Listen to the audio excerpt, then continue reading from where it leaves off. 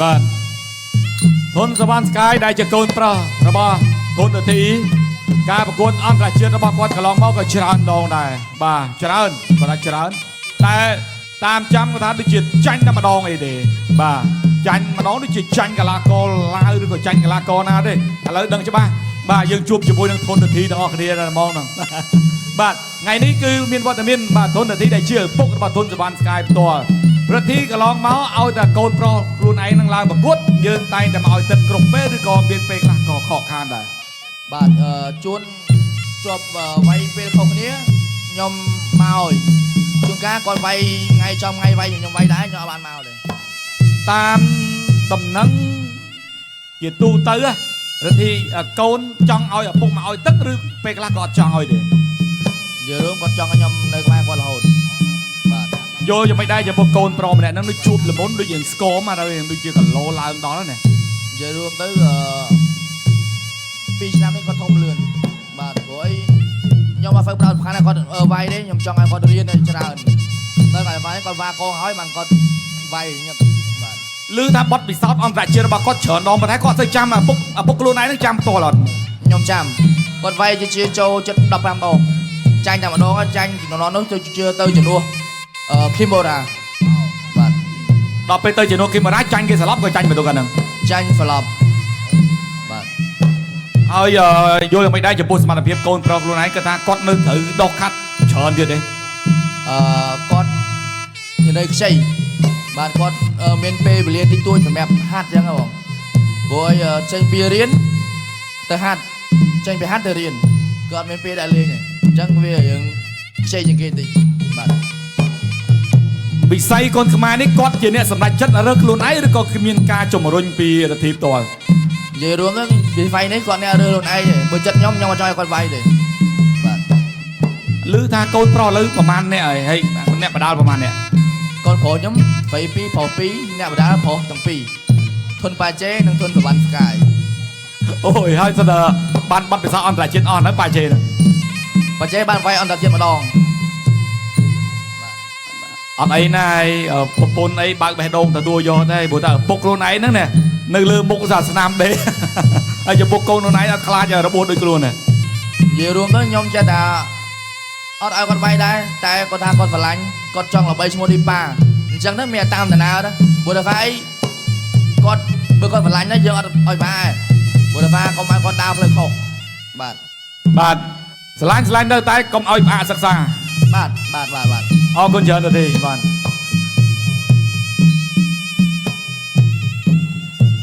អរគុណបាទលោកយេនម៉ៅបាន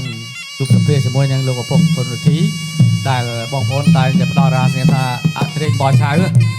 ថ្ងៃនេះមកក្បែរបាទកូនខ្លួនឯងដោយសារជាកម្លាំងចិត្តដ៏រឹងមាំបំផុតសម្រាប់កីឡាករសុកសវណ្ណស្កាយកីឡាករទាំងពីរមិនស្ដាប់បទបញ្ជាការប្រកួតប្រដាល់គុណខ្មែរពីលោកអញ្ញាកដាលោកហិនសៃហេងជម្រាបជូនថាគូមិត្តភាពអន្តរជាតិរវាងកម្ពុជាអឺរ៉ង់នៃប្រកួត5ទឹកលក្ខណៈគុណខ្មែរប្រកួត3នាទីសម្រាប់ទឹក2នាទី The bot fighting please come and listen to គុណខ្មែរ rule from the referee Mr. Han Sai Heng This sport is fighting in 5 round of គុណខ្មែរ martial art between Cambodia and Iran 3 minute fight and 2 minute break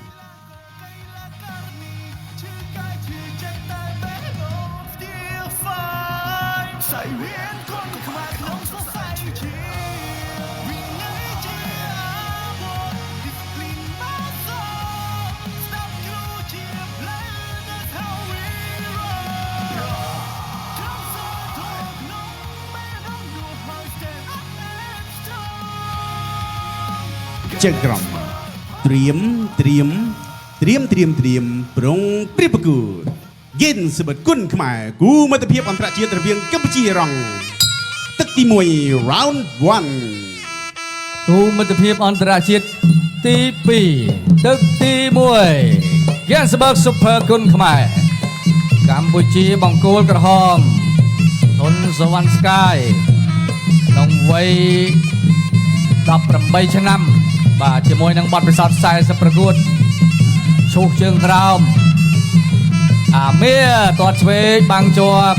ទាត់ស្ដាំសងមកវិញទាត់ស្ដាំទាត់ក្រោមសវណ្ណស្កាយលោកហេនសៃហេងយ៉ាកដាកំពុងតាមប្រមាញ់នៅចំកដាលកីឡាករឈូសជើងក្រោមរបស់ស្កាយ Sky ធាក់ចាប់ជើងបានទាត់សងមកវិញចុងជើងរោមយុទ្ធសាស្ត្រនេះគឺចង់សាកជើងក្រោមរបស់អាមៀ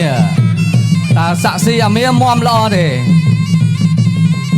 ទាត់ជើងក្រោមទាត់ឆ្វេងចាប់ជើងបានឈូសឆ្វេងមកជើងទៅវិញបាទទាត់ឆ្វេងអូយ៉ាអីអូយអាមៀធ្វើយ៉ាងណាដកជើងឈឺទាត់ហើយវាយលើដៃលឿនណាដៃលឿនតែវាយចេញប្រឆោតកុំឲ្យវាយជើងម្ដងទៀតព្រោះកន្លែងនឹងចាប់ផ្ដើមមាន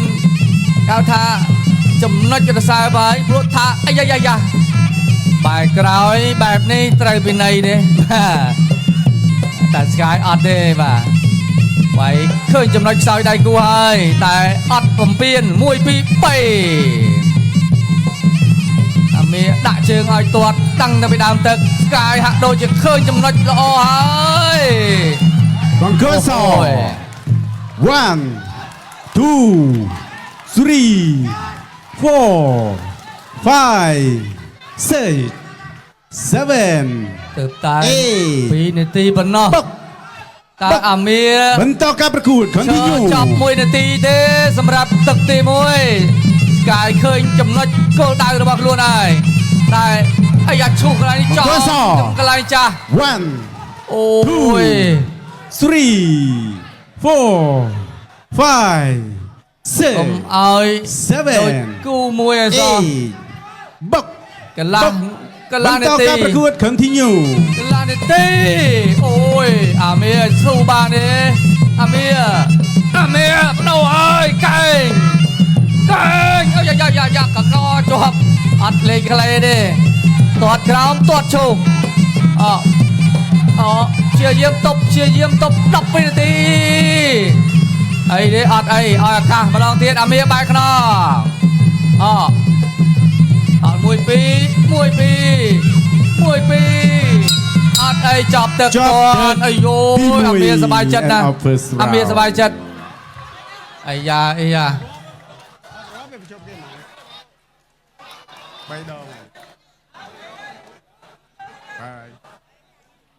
បាទយ៉ាងម៉េចកន្លែងនេះលោកញ៉ាកដាលហ៊ុនសែនគាត់លើកដៃសញ្ញាថាសុំស្តុបត្រឹមហ្នឹងហើយ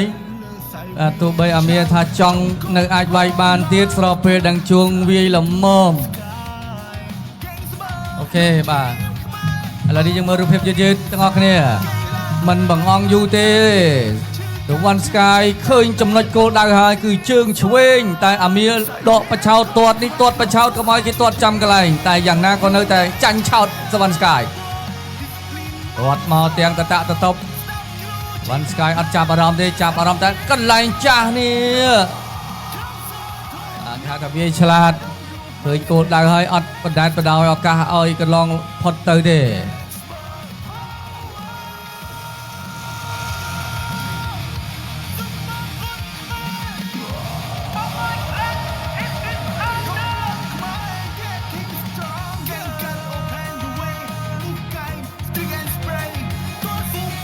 ដូច្នេះគូមួយបាន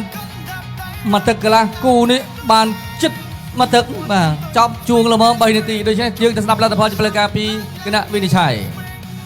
តាមរយៈផ្ដួលដៃគូឲ្យលោកកញ្ញាកដាលបញ្ឈប់នៅក្នុងទឹកទី1ជ័យជំនះបានទៅលើបង្គោលក្រហមទុនសុវណ្ណស្កាយ